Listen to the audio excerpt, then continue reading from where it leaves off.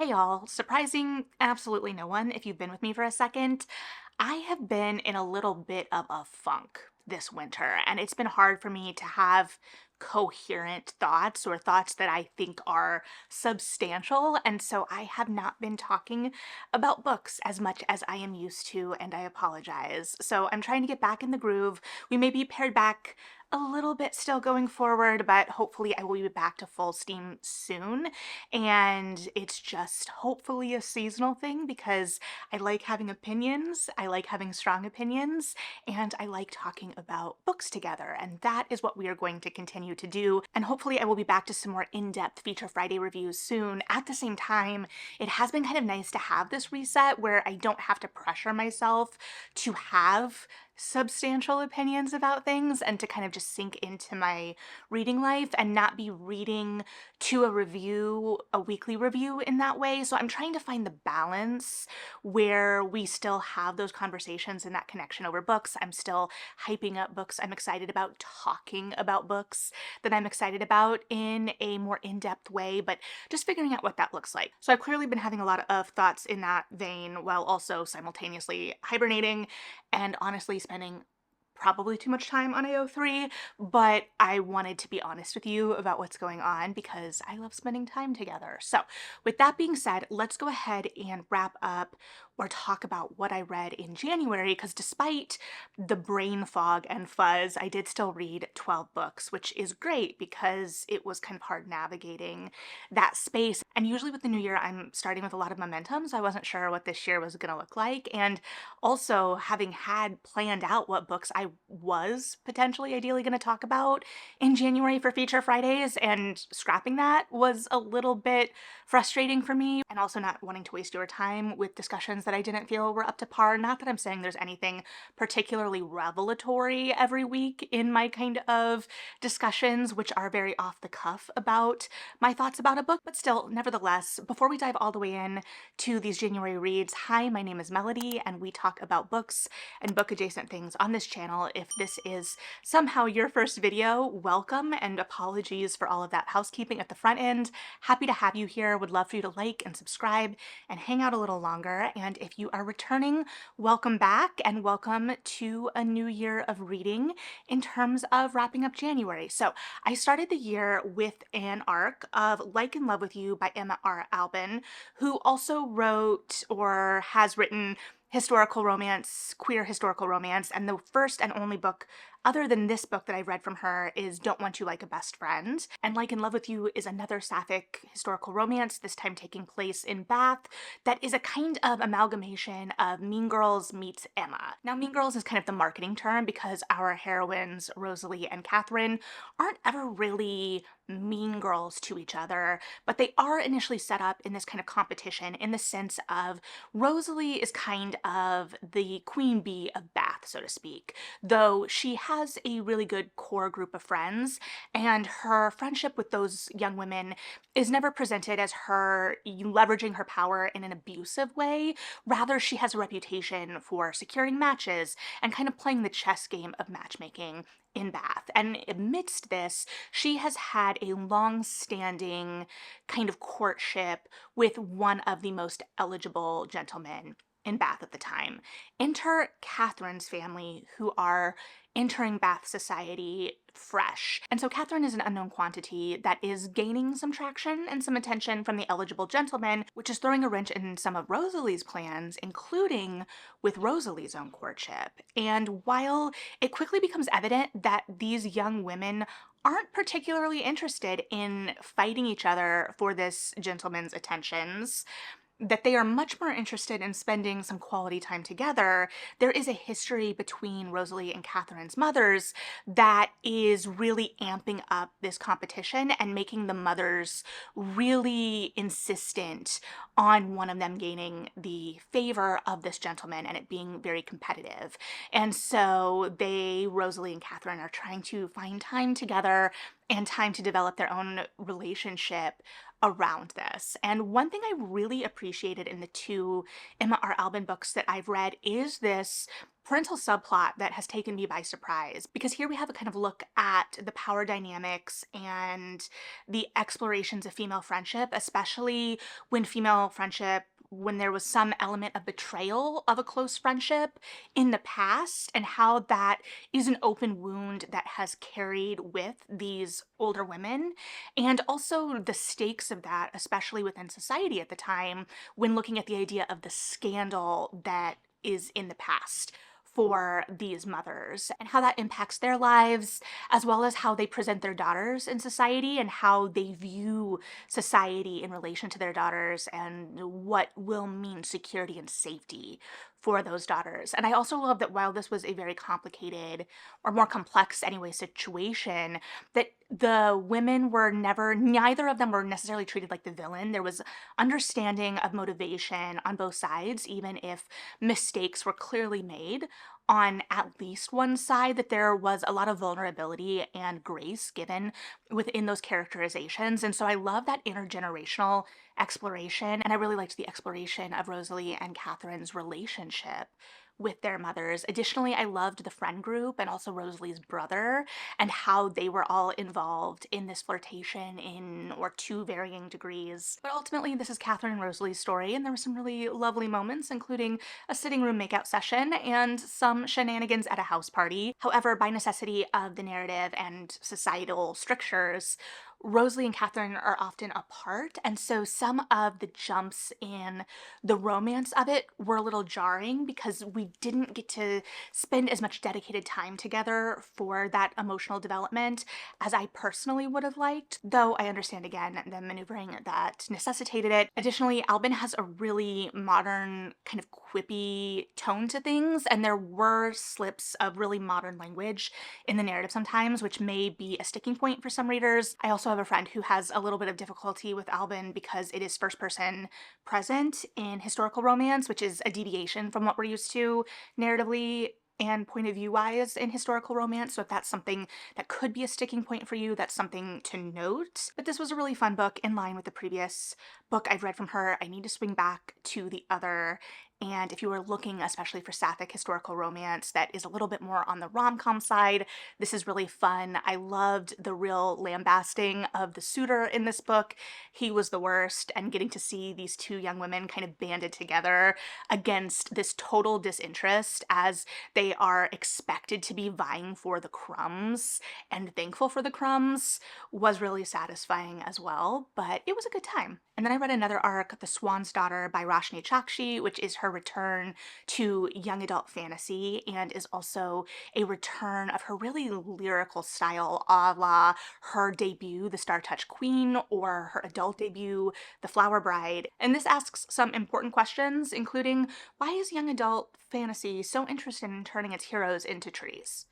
Okay, it does not outright ask that, but it is a trend that exists. And in this book, Eris, our hero, our prince, is facing down a future where he will turn into a tree, because this is almost a Princess and the Pea-esque fairy tale involving Demelza, who is a truth swan, who is escaping to this competition for Prince Eris in order to escape her father, who wishes to cut out her heart to gain immortality. And that is a much more complicated relationship all told, but Demelza is a truth swan, but is the odd one out amongst her sisters who are spread across the kingdoms in order to kind of gain political power for her father, who is a magician. And she finds herself in the castle vying for Prince Eris's hand because this is the one place that she is protected from her father. Meanwhile, Prince Eris again is facing down this future as a tree because within his family it is fated that the prince will marry and will be murdered essentially by his consort. Now, Now, his parents have directly kind of violated this known rule, which already kind of upsets this expectation because we are really exploring here the kind of metaphor of the danger and risk of giving away your heart. So, even amidst this, though, Prince Eris is expecting this future. He wanders the forest essentially of his ancestors in anticipation of this future, and he is essentially buying time with this competition as he is trying to dodge these intentions of murder with the help of his twin sister, who is also trying to kind of scope out who has bad intentions. But enter Demelza, who again is a truth swan, so she presents herself to Eris not really as a potential suitor, but as a leverage point in order to help him understand the competition better and who may have less than honest motivations in winning his hand. Because again, it's expected that most of these young women will be desiring to kill him and take the throne.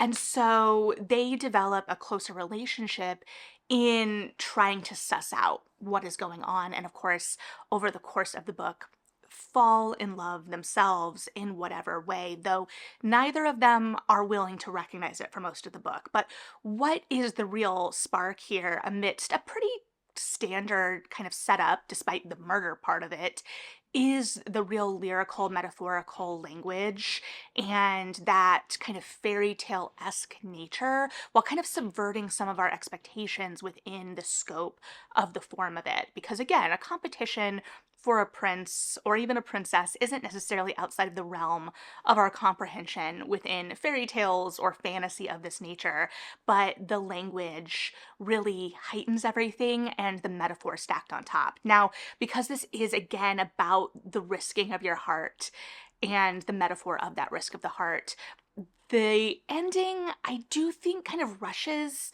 some of that a little bit. Once the kind of competition itself wraps up, I would have liked just a few more beats in the kind of realization of the ending because there were a lot of really complex explorations and themes, especially when we're looking at Demelza's parents versus Eris's parents, and this kind of exploration of what it means to give up your heart and the examples of this that both characters have and the risk they're taking in giving up their heart to whoever in both cases, because Demelza has stakes as a truth swan in giving up her heart. It means that someone will have control over her, and she's seen the way that her father uses that control over her mother in a way that is often harmful.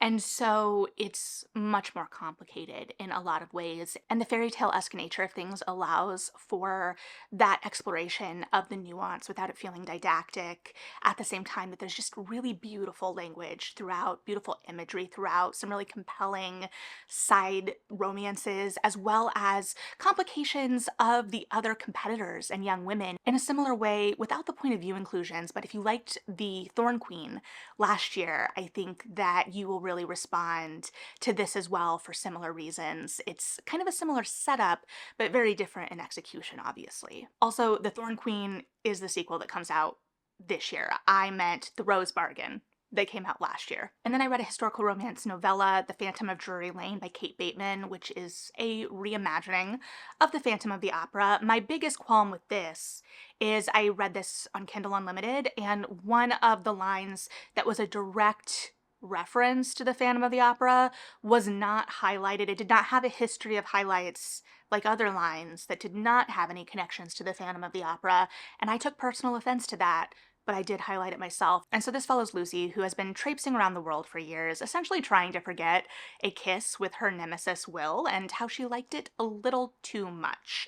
Only for at her first party back in town to be faced with Will basically immediately, and him presenting her with this competition or quest essentially that has been going around town, in that there is a phantom that has been appearing at Drury Lane and there is a bet to try and unmask him, which Will knows Lucy will be unable to resist, which is his plan because he is, of course, in fact, the Phantom of Drury Lane, and he is the one who is going to help her in this investigation. And so we have two people very much gone for each other, but don't think the other is on board with this mystery in the center, mistaken identity, maybe a little bit of seduction and a mask. You know the drill. And then I listened to Enshittification, Why Everything Suddenly Got Worse and What to Do About It by Cory Doctorow. This is a nonfiction that essentially is just vindication of the anecdotal observation of everything getting worse online. Algorithms getting worse, information getting paywalled and harder to find, social media making it harder to connect and filling your feed with ads and things you don't care about, and everything getting clunkier and just worse. And so it's interesting, it's vindicating, like I said, but it's also depressing. And it really does make me wonder, like, what the future is. I don't know. I don't know that I have like really insightful takeaways from it, but I'm glad I read it. I'm glad I have more perspective again on that anecdotal observation, because I don't think any of us are surprised by that declaration by any means, but it's also great to have this kind of consolidated exploration of it, why it's happening, some case studies, etc., etc. And then I read an arc of The Halifax Hellions by Alexandra Vasti, which is coming out in the middle of February. And you might be like, Melody, I distinctly remember you talking about the Halifax Hellions last fall. You would be correct, and thank you for remembering. I went on an Alexandra Vasti binge last year after reading Earl Crush last spring, and so I did read the Halifax Hellion novellas. This is Margot and Matilda's stories combined with an additional epilogue and being released in paperback for the first time. And I was delighted by both of these novellas when I read them the first time, and this was probably the quickest I've turned around and reread something in quite a long time, but I did want to see how they came together. I didn't notice any like big changes between or within the novellas themselves, but again, we do have that bonus epilogue, which I do think does a lot of work because there were no epilogues in either novella, so that was really satisfying to see things tied up a little bit more neatly. Again, we have one of my favorite tropes in Margot's book, in that we have the hero and heroine escaping into a cottage from the rain and intimacy ensuing. And Matilda's story is, of course, really delightful and surprising in context of how it's framed in Margot's story as well. And so to have them in one spot is really great. We, of course, have purse cheese and a cat and lots of quips and banter and yearning, and it's a grand old time. And then I read another novella, this time fantasy, with some romantic undertones. I read Brighter Than Scales, Swifter Than Flame by Neon Yang, which fits in the lady night subgenre we've been seeing recently, and was really interesting because it does have a lot of really substantial metaphor and exploration, especially in relation to queer identity. The story itself told as a legend or a tale, which I appreciate and understand as an entry point, especially for something that's this consolidated in terms of allowing for that consolidation. However, I think this story was bigger than the novella, in that I felt really distant from it, even with the dragons and lady knights and romances with princesses and queens, because it felt like we had to skip over a lot and we were kept at an emotional distance by that kind of legend status of everything. And so it lived within the metaphor more than the emotional truth and honesty of it.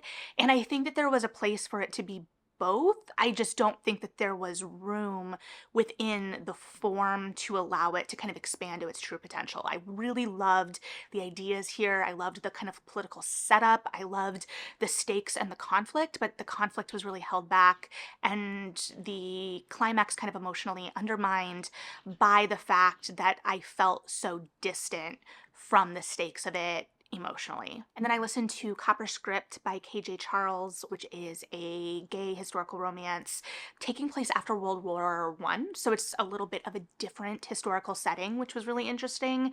And it's following a detective who is asked by his cousin, who's kind of the worst, to investigate a man who interprets writing. So it's not like he is a spiritualist, which I will admit I thought we might have an element of, but he is very adamant that he is not a spiritualist and that there's a little bit more science within the intuition of him, Joel, investigating this handwriting. And so when Aaron comes to kind of question him, he has him set out as a fraud in his mind immediately and doesn't really understand why he's dealing with this other than his cousin being insufferable.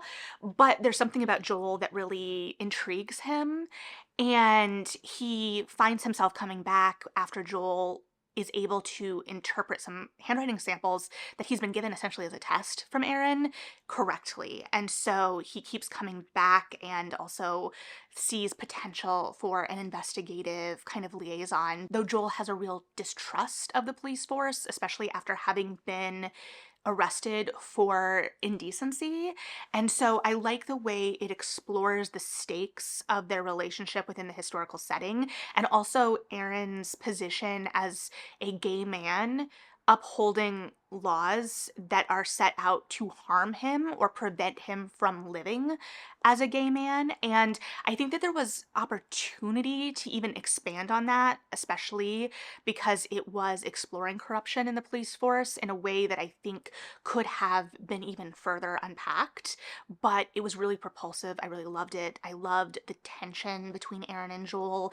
I loved the exploration of disability post World War I with Joel in particular, who has lost an arm, and really kind of facing the wounds of the war within that context for him, and the fact that he has lost a limb for his country and then is being persecuted at home for the way he lives his life, as well as the setup that again isn't spiritualism but exists kind of on the fringe, and this kind of mystery element that picks up at the end. So there is a bit of an outside antagonist, which I do appreciate, but really enjoyed this. And then because I obviously still have Heated Rivalry on the brain, I'm not gonna lie to you, I listened through Hoopla to Changing the Game by J.J. Mulder, which is another hockey romance involving a hockey player and an apprentice intern for the team who used to play hockey himself. And it's a little bit cuter, it's a little bit cozier in the sense that there really isn't conflict in this book. It feels like kind of like wish fulfillment day-to-day living. There was the setup of conflict, the opportunity for conflict, but it didn't lean in to the real emotional messiness of it, which I guess if you're looking for something that's just kind of a balm, that is a good or would be a good option. It wasn't bad, but I also wasn't particularly compelled because nothing really happened. So yeah, I don't know. And then, okay, I reread, obviously, An Offer from a Gentleman by Julia Quinn in anticipation for season 4 of Bridgerton. My Bridgerton coverage was much abridged leading up to season 4 based on the Tadam event, which was kind of frustrating, but it is what it is. And also my brain fog was definitely not helping. However, it's interesting because I've talked about my journey with this book, I feel like quite a lot since Bridgerton season 1 aired, in that this was my favorite Bridgerton when I was in high school. And when I revisited after season 1, I had a much more complicated relationship with Benedict. This go around, I went in knowing that and expecting that, and I feel like I had a really middle of the road kind of experience in that I still breezed through this book. I still had a great time. I still absolutely loved Sophie. Benedict still frustrated me, but he didn't make me as angry as I remember in my reread. And it's interesting because I feel like I don't know that I articulated or have articulated that well enough in my coverage in terms of I understand historical romance, right? Like I am a historical romance reader and I am an enjoyer of some more egregious acts, potentially from heroes. I understand it's heightened, I understand it's fantasy. Antony is my current favorite Bridgerton, and he does some questionable things in his own book. And I also understand the appeal of a good grovel, the appeal of a good redemption. What it comes down to is it successful? And I think what frustrates me about Benedict in the book and what we've seen kind of refined and rehabilitated in the show, because it's following the structure and the beats very honorably in context of the way they've kind of worked to reconfigure some of Benedict. Because again, I really appreciate him feeling very lost and overlooked and feeling the number two of it all, feeling overlooked in some ways by both his family and society, kind of covering up some of that insecurity with charm, especially in the show. And also that the proposal for Sophie to be his mistress is not off base contextually. Instead, it's the overbearing and underhanded way within the book that Benedict tries to force Sophie's hand into being his mistress rather than feeling that real conflict, even in him trying to convince her without it being forceful, so to speak. And again, I think there's an opportunity to play with that and the redemption of it, but I also don't think we get quite as much room in the book necessarily from like the realization that Benedict has that he has messed up, so to speak. And even if the mistress angle in that realization really factors into it in the book in terms of his realization. So again, I think it's just refining, but there really are still some great bits in this book, and I do have a lot of love for this book. So even when I am critiquing especially book Benedict and Colin, it is still being done with a lot of love and also an understanding of the genre, and that there are differing degrees of success for everything, and the realization that there may be some hypocrisy in what I'm willing to overlook in some heroes versus others, and some of it is just the satisfaction of the action. I realized reading this book again too that while there is a lot of action in some ways, there's not in other ways, and so we are kind of stuck with that internal monologue and the conflict being that push and pull between Sophie, which I think the yearning of that is reading so well on screen, and in the book we're seeing a lot more again of that overbearing nature in a way that doesn't work for me as well as a modern reader as it did for me as a teenager or in the early mid 2000s. But I'm also so excited to see how the finale is handled, the finale of the book within the show, because I think it's going to be really satisfying. And also, we do know that we're getting the bath, which is also going to be superb, and also like that important metaphor of having Sophie, who is a servant, being served. And I'm interested to see if that stays structurally in the same place, because I could see that being moved up. But this isn't a Bridgerton discussion. This is a January reading wrap up, so we will keep it moving along. Okay, next I read The Starseekers by Nicole Glover, which is the fourth in her Murder and Magic series, which started with The Conductors, and then The Undertakers, which were Hetty and Benji, and then The Improvisers, which was Velma and Dylan, and now with The Starseekers we have Cynthia and Theo. And I love every couple so far. Like I said with The Improvisers, I didn't think we could top Hetty and Benji, and then I was proven wrong in the sense that Glover crafts such distinct, or has been crafting such distinct couples in each book with different dynamics, but that are just so compelling and capture my heart as a reader right away. And I think one of the ways that she does this is she's so good at knowing where to insert us at the beginning of a story, in the sense that our characters have a history before the first page that we're able to jump in and feel as we're moving to something new. So with Cynthia and Theo, Cynthia works at NASA, but she also has a show on a public broadcast station that is run by her cousin Sid, who is the son of Velma and Dylan. She has a show with Theo where they basically do a children's magic educational program, because this is still a world in which magic exists in context of everything else, which we'll talk about a little more. But we have this knowledge that Theo and Cynthia have this show together.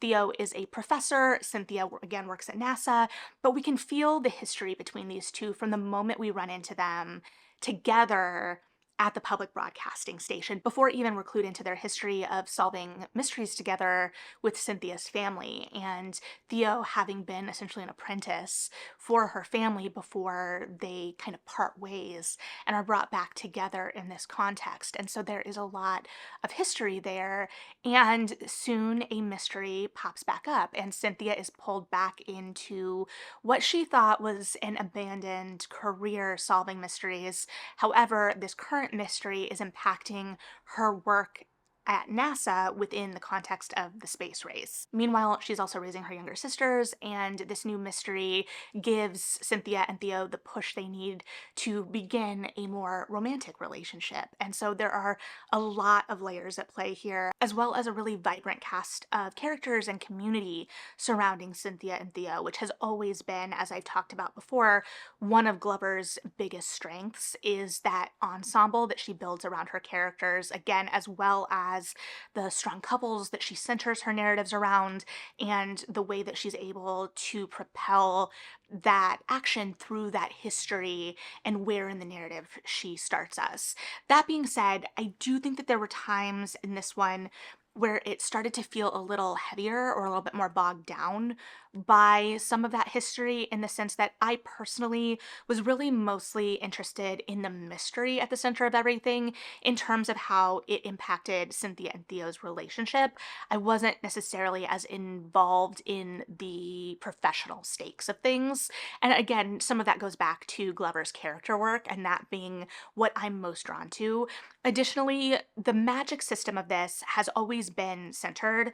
And while these books stand alone, well, The Undertakers doesn't stand alone. You need that, I think, in context of the conductors, but I would argue both the improvisers and the star seekers exist on their own. Yes, they're connected to this wider world, but they take place in vastly different time periods. And while we do get really satisfying cameos from other characters, again, it always exists within the context of the story and the couple at the center. So here we do see a little bit more of Velma and Dylan. In the improvisers with Velma and Dylan, we saw a significant piece of Hetty and Benji. We get one kind of throwaway reference to Hetty and Benji here that I'm not gonna lie to you, it made me cry a little bit, but at the same time, again, they stand on their own. However, the magic system exists within the wider world and has honestly always been a looser piece of the world for me, but at the same time kind of interesting.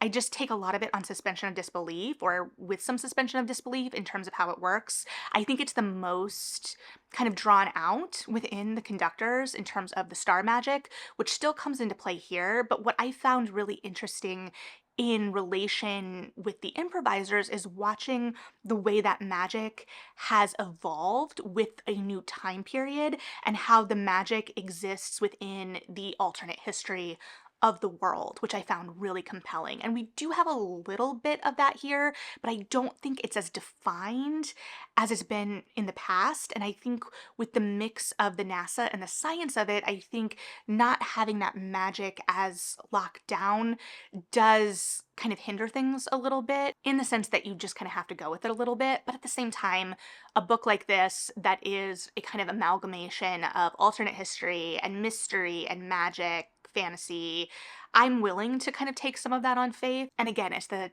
characters at the center of things and the way that the world kind of works on those characters that's the most interesting to me, and I adore the characters, so it's fine. But with the book being just shy of 500 pages, I do think that there was the opportunity to tighten here a little bit in context of two of those more in context quibbles of a critique. And then because I needed some comfort reading and because my library hold came in, I read my first Jane Ann Krantz paranormal romantic thriller in years with The Shop on Hidden Lane, which I was rewarded for with an Arcane Society reference. And this follows like a similar formula to the Arcane Society, though with different organizations, or in this case families, kind of forwarding things, in that we have two feuding families, the Harpers and the Wells, and Sophie and Luke are called in from their respective families in order to locate their missing aunt and uncle, who come to find out have been having an affair despite this family feud. And Luke and Sophie, of course, will go on to develop an attraction themselves over the course of seeking out their missing relatives, as well as uncovering some more complicated plots along the way, which take them to an artistic retreat that is essentially a commune and a cult in some ways. So we've got a lot of overlap of interests here. And it is that similar Jane Ann Krantz energy and kind of beats. It's a little bit campy, but in a way that is kind of fun. And while I did think that the emotional connection between Luke and Sophie went pretty quickly, and I don't know that I bought some of the emotional confessions later in the book fully, it was still really fun. The beats were satisfying, and we had the mystery thriller angle to kind of move through as well. And it was a very quick read, as Prince's novels usually are. So it kind of restored some of my own faith in my attention span this month because I blew through this one. And then finally for January, we have Vigil by George Saunders, which is probably or was probably one of my most anticipated releases of the first half of 2026 because it is the first novel that we've gotten from George Saunders since Lincoln in the Bardo, which was just shy of a decade ago. I think it officially came out in 2017, though I think I read it in 2016 after BEA. And Lincoln in the Bardo is one of my favorite books. And Vigil was set up to explore and did explore very similar themes of the afterlife and legacy and just kind of contending with our own mortality, this time through the context of an oil executive who was on his deathbed and the guardian who has been sent to guide him to the afterlife, as well as a cast of characters of other ghosts that filter in over the course of this man dying, essentially, to kind of contend with his life and legacy and the world that he has created through his actions. And so I was very excited because the ideas of ghosts, of the liminal space, of the afterlife, and Saunders's comedy on top of that, and oddness and quirkiness in some ways was what really resonated with me in Lincoln in the Bardo. But here we have a much more modern connotation to that because Lincoln in the Bardo was still historical fiction. And so we had, the kind of transposing of all of those ideas onto like our current explorations and existence. And now we have a much more modern comprehension of that within the context of Vigil. And at the end of the day, I think it is unfortunately impossible to view Vigil outside of the context of Lincoln and the Bardo if you have read both. And I think that for me, Lincoln in the Bardo still stands as the superior exploration. Vigil is exploring a lot of similar themes in different ways. It's not told in the same style as Lincoln in the Bardo, where Lincoln in the Bardo is told in kind of a script-like style, though I still have qualms with the speaker coming after instead of before, as well as a kind of cut of the historical record in terms of those kind of asides in relation to that balance of the absurd with the more kind of historically grounded. Here it is much more internal because we're living in this kind of liminal space of the in between or what isn't seen in those final moments in the sick room.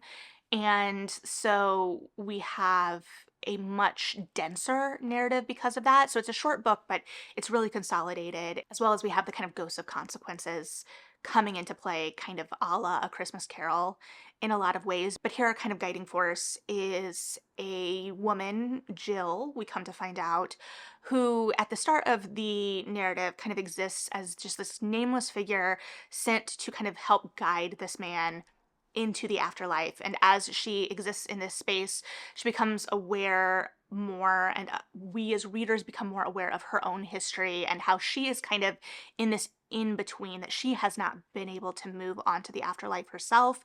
And we learn more of her history in Indiana, which I felt like was kind of an every woman kind of exploration in some ways. It felt kind of Middletown in a way, in this kind of like 1950s Indiana, and the exploration, especially as she goes back to revisit some of her own memories of the way things have changed, that mirrored, I mean, I didn't grow up in the 50s, and my parents were shy of actually growing up in the 50s, but kind of that exploration of like how things have grown up and changed in that time was kind of reminiscent of hearing my parents, my mother especially, like talk about watching the kind of landscape of her home change over the decades and recognizing some of that impulse in myself recently. Like I went home last year for my brother's wedding and we drove through some familiar places that have changed in the years since I've been away in a lot of ways. So that felt familiar in that sense. At the same time, Jill's story is a little bit more complex, but it's kind of this exploration of the everyday person being contrasted against someone that has enacted a whole lot of change across the globe, not always and specifically or significantly not for the better. And even where I very much agreed with a lot of the commentary of this book, I think by the form, it often felt really didactic at times because it suffered in some ways for that lack of action. And we were really mired in these explorations of the soul, which were interesting. Where it really shone was the absurdism and the kind of ways these ghosts presented themselves and what their motivations might be. But even within this more didactic kind of nature, I do think it pulled punches at the end in relation to what it was saying about our responsibilities on the earth and in the afterlife, and what the consequences of our actions may or may not be, and who gets away with egregious behaviors, and what our responsibility is on this earth. I don't know. There are a lot of big considerations there, right? But I don't know that it fully really engages with them to the full potential that it could. At the same time, I did enjoy some of its depictions of that liminal space of the afterlife and the way that ghosts existed in this space. I am a sucker for a good ghost, and I really do love the way that Saunders builds a ghost. I love his world building and his style, but I don't think that this one worked for me fully in the way that I was hoping. I still enjoyed reading it, but it lived in the shadow of Lincoln in the Bardo for me, unfortunately.